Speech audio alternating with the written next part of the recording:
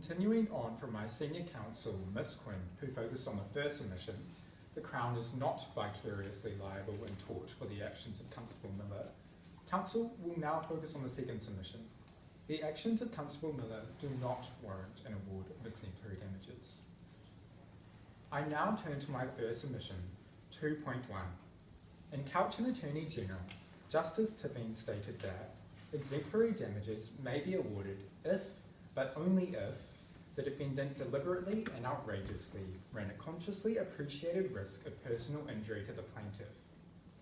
As this case is from 2010 and thus is very recent and relevant, counsel submits that this is an apt test for judging whether exemplary damages should be awarded or not.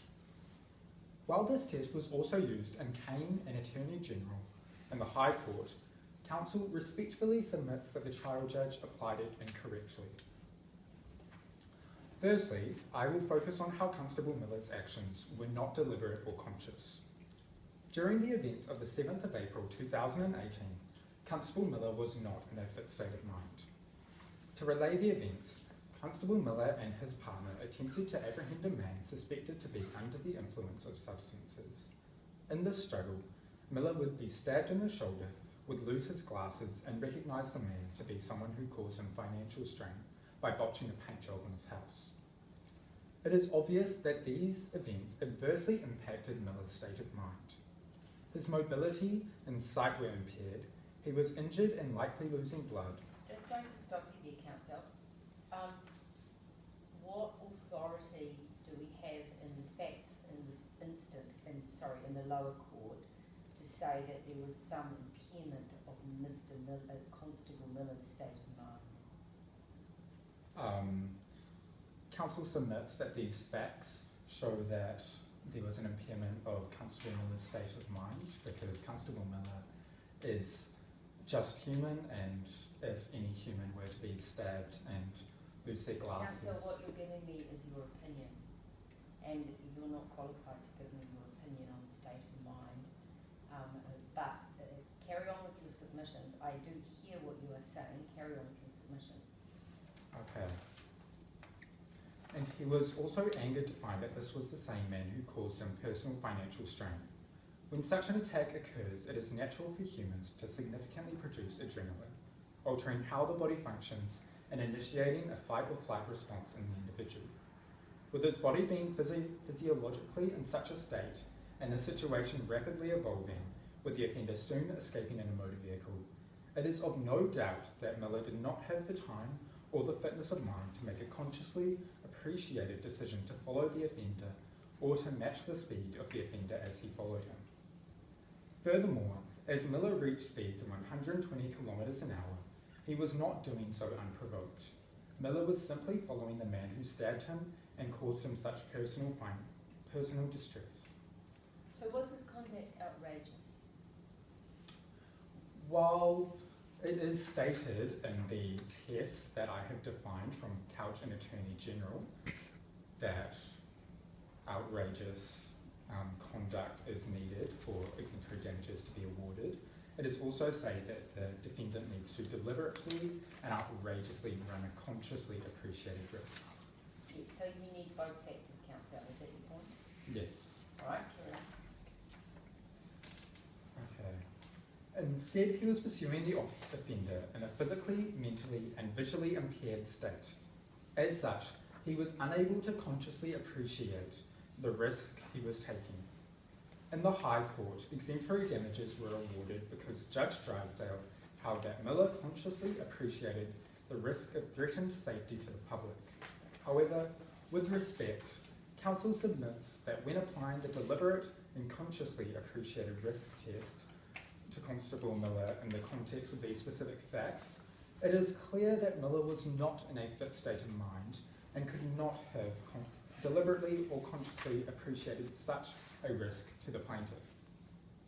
If Your Honour has no further questions, I will now move on to 2.1.2 of the submission. Thank you. Turning to 2.1.2 of the submission, counsel will now focus on how Constable Miller did not run a consciously appreciated risk of personal injury to the plaintiff, Mr. Kane. As proven in 2.1.1, Constable Miller was not running a consciously appreciated risk of personal injury to the plaintiff due to the unfit state of mind he was in when he caused harm to Mr. Kane. The test introduced in Couch and Attorney General also states that a consciously appreciated risk of personal injury must be to a plaintiff specifically. While Constable Miller's actions of pursuing the offender may have been a risk of personal injury towards the plaintiff, counsel submits that Miller was in an unfit state of mind, that since Miller was in an unfit state of mind, he could not have consciously appreciated this risk he took. Furthermore, Can I ask a question of you, counsel? So in the Privy Council case of Bottrell, and that is, I understand, was followed by Chief Justice Elias in the Couch matter, in the Couch case, they discussed the issue of public interest in that, in this particular case, Miller is on a public road at 2 p.m, I believe, in the afternoon. So what do you say about the public interest factor in all of this? Does that tend to say, does it not, that the conduct was more outrageous? Well, counsel submits that further on in the debate, further on in the submission in 2.2, counsel will submit that the object of exemplary damages is to punish and deter, which was stated in Taylor and Bear, and counsel will further state that further on in the submission, unless Your Honour would like to. All right, counsel, move on. Okay. Furthermore, it is stated in Couch and Attorney General by Judge Tipping that an award of exemplary damages will depend on the degree of risk that was appreciated and the seriousness of the personal injury that was foreseen. Counsel has already proven at 2.1.1 that Constable Miller was not in a fit state of mind, and therefore he was unable to think rationally. Counsel submits that due to Miller's incapacity, as well as his intention being to apprehend the offender, not to risk causing personal injury to members of the public, he was unable to appreciate any degree of risk or foresee any seriousness of personal injury to Mr. Kane. If Your Honour has no further questions, I will now move on to 2.2 of the submission. Thank you, counsel. I now turn to 2.2 of the submission. In Taylor and Bear, it is stated that the object of exemplary damages is to punish and deter. This test was not applied in the High Court trial, and counsel respectfully submits that it is key in judging whether or not exemplary damages are awarded. In applying this test of punishing and deterring a defendant, counsel submits that it is unclear who these exemplary damages would be punishing and deterring. My senior counsel, Ms. Quinn, has already established in her submissions that the Crown is not vicariously liable in tort for the actions of Constable Miller. As such, it has been established that Constable Miller was acting for his own revengeful purposes and that he was not acting in the scope of his employment. In fearing for the safety of the public, the Crown also ordered Constable Miller to abandon pursuit, showing that they did not endorse or support his actions. With the nearby police unit being diverted to another incident, there was nothing more the Crown could do. As such, punishing the Crown will not deter their behaviour or improve their future behaviour, and as such, punishing the Crown will achieve nothing. Since the Crown is not vicariously liable for Miller's actions and did not support or endorse these actions either, counsel submits that the Crown should not be punished or deterred for Miller's actions.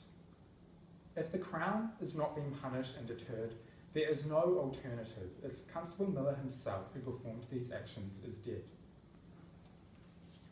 In the respondent's written submission, it is further stated in Taylor and Bear that the award of damages is the award of a single sum, one of which is able to serve at once as a solation, vindication, and compensation to him, the respondent, and a requital to the wrongdoer.